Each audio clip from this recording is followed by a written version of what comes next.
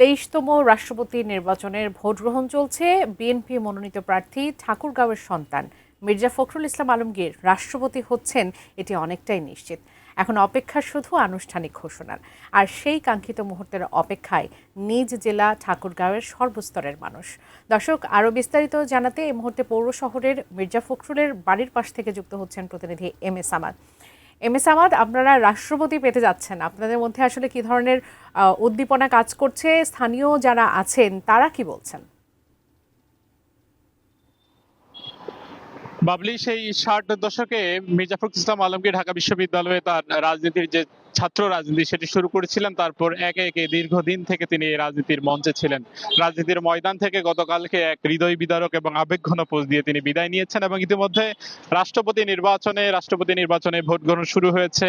প্রধানমন্ত্রী, অস্থায়ী রাষ্ট্রপতি এবং মির্জা ফখরুল ইসলাম আলমগীর নিজেও ভোট দিয়েছেন এবং এই ভোটকে ঘিরে যদিও অনেকটাই নিশ্চিত, যেহেতু 349টি এবারে ভোটার রয়েছে, তার মধ্যে দুই তৃতীয়াংশেরও বেশি যে ভোটার সেটি হচ্ছে বিএনপি মনোনীত প্রার্থীর পক্ষে, যেহেতু সংবিধানের 70 অনুচ্ছেদ অনুযায়ী যে অন্য কোনো প্রার্থীকে ভোট দেওয়ার কোনো সুযোগ নেই এবং 247 জন ভোটার রয়েছে এই বিএনপি মনোনীত প্রার্থীর বিপক্ষে। অন্যদিক দিয়ে 11 দলীয় জোটের যেহেতু ভোটার সংখ্যা খুবই কম এবং যেহেতু জামাত ইসলামী 77 এবং অন্যান্য শরিক দল সহ সব মিলিয়ে 90 জন ভোটার, অর্থাৎ অনেকটাই নিশ্চিত যে প্রায় 71% ভোট পেতে যাচ্ছেন যে বিএনপি মনোনীত প্রার্থী মির্জা ফখরুল ইসলাম আলমগীর। সেই কারণে আমরা দেখেছি যে যখন থেকেই শুরু হয়েছিল যে বিএনপি মনোনীত প্রার্থী হচ্ছে মির্জা ফখরুল ইসলাম আলমগীর, একদিক দিয়ে যদিও কিছুটা শূন্যতা অনুভব করছেন ঠাকুরগাঁয়ের মানুষ, যে তাদের রাজনৈতিক অভিভাবক যাকে আর এভাবে রাজনৈতিক মঞ্চে দেখা যাবে না, তবে উচ্ছ্বাস, উদ্দীপনা, আনন্দের যে জায়গাটি এবং সম্মানিত হবার যে জায়গাটিতে কিন্তু আমরা ঠাকুরগাঁয়ের মানুষের বেশ আলাদা এক উচ্ছ্বাস দেখেছি। ঠাকুরগাঁয়ের প্রত্যেক মানুষের, সকল শ্রেণী পেশার মানুষের এক আলাদা উন্মাদনা তাদের কাজ করছে। তারা বলছে যে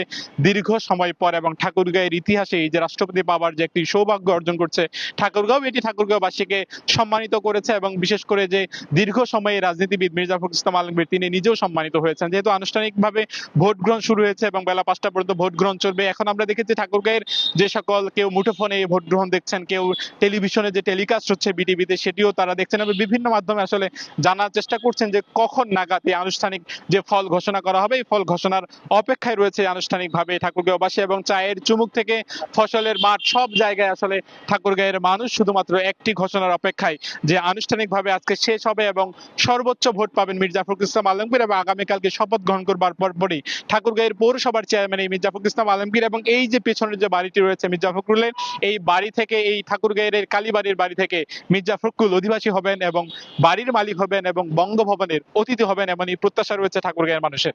বাবলি।